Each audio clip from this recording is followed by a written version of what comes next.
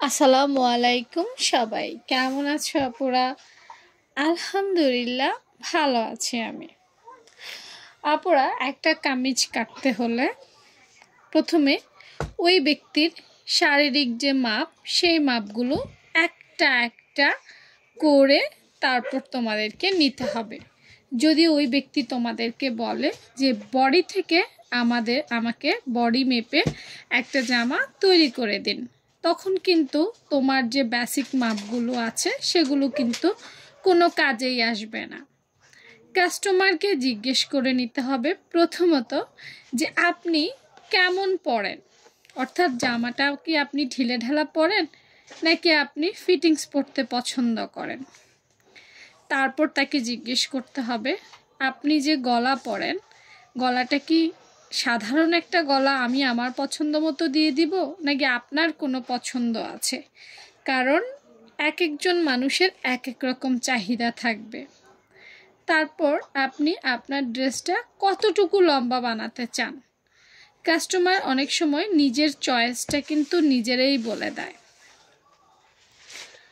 অনেক সময় আমরা দেখা যায় যে আমাদের পছন্দ মতো কাজ করে ফেলি, কাস্টমারের পছন্দ অপছন্দর দিকে লক্ষ্য রাখি না, এ কারণেই কিন্তু ম্যাক্সিমাম জামা ভুল হয়।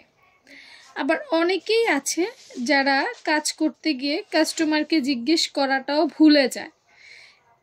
এটা আসলে একটা প্রফেশনাল কাজ, তাই না?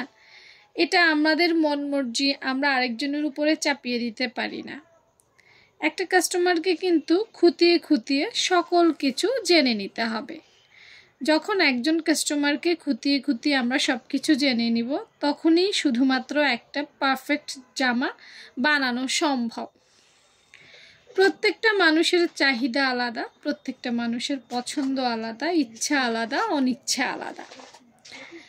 আমি লুজ পরতে পছন্দ করি বলে আমার কাস্টমারও লুজ পরবে এমন কিন্তু কোনো কথা নেই, বা আমি টাইট পরতে পছন্দ করি বলে আমার কাস্টমারও টাইট পরবে এমন কোনো ভাবার অবকাশ নেই। তাই কাস্টমারের কাজ করতে হলে অবশ্যই এই বিষয়গুলো কিন্তু আগে থেকেই জেনে নিতে হবে।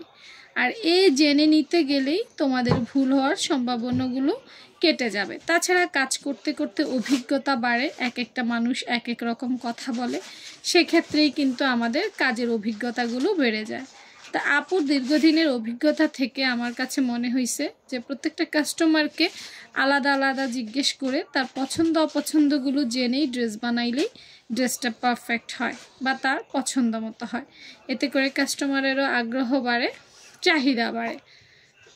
তোমাদের মতামত জানাইও।